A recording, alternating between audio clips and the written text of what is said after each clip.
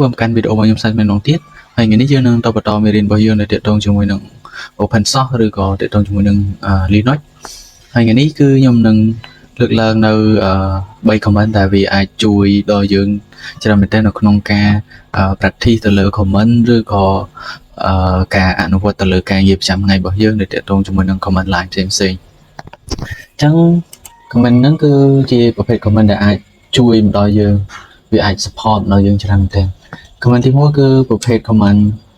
main អញ្ចឹងយើងកាន់អ្វី main ហើយយើងដាក់នៅ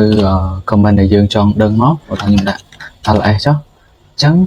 ពេលយើង enter វានឹងប្រាប់នៅឈ្មោះរបស់ comment ហ្នឹងថា ls ហ្នឹងគឺ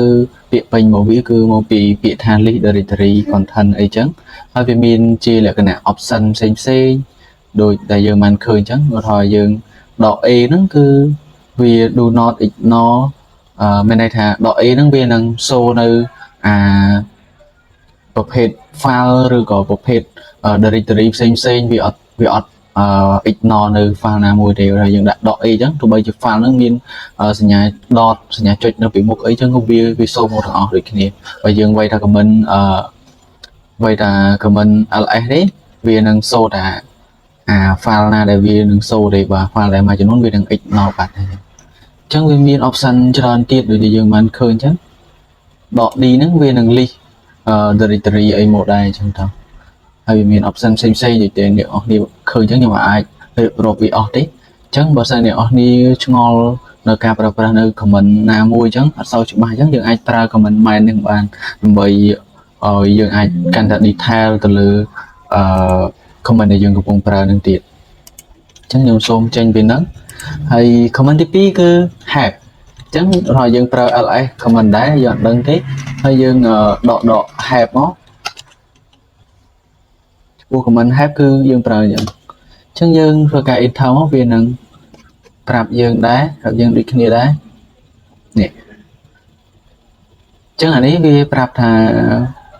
list information about file អីស្អីអញ្ចឹងហើយវាប្រាប់ពី option មួយចំនួនដែរដក A អញ្ចឹងវានិយាយទៅវាប្រភេទ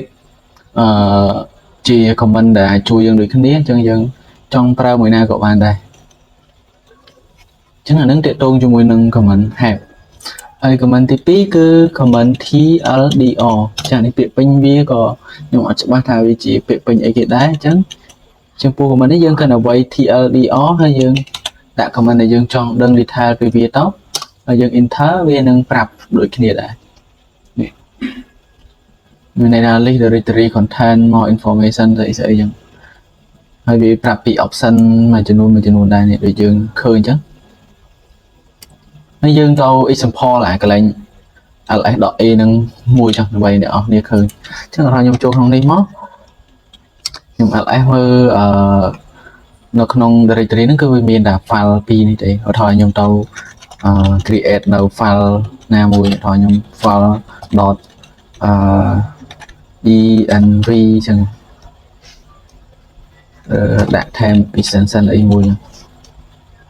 ឬក៏យើងទៅបង្កើត folder ក៏បានដែរខ្ញុំបង្កើតជា folder មកmkd អូខេខ្ញុំ .env អញ្ចឹងដល់ env not evn យ៉ាអញ្ចឹងខ្ញុំ ls ឃើញថាក្នុងហ្នឹងវាសូតែ2ទេវាអត់សូអា file ដែលមាន dot ពីមុខទេអញ្ចឹងឧទាហរណ៍ខ្ញុំ ls ហើយ .a អញ្ចឹងវានឹងសូអា file dot ពីមុខដែរដូចយើងឃើញអញ្ចឹង file មួយចំនួនវាអាច ignore ពី comment មួយហ្នឹងអញ្ចឹងយើងប្រើ ls.a ទៅវានឹងសូនៅ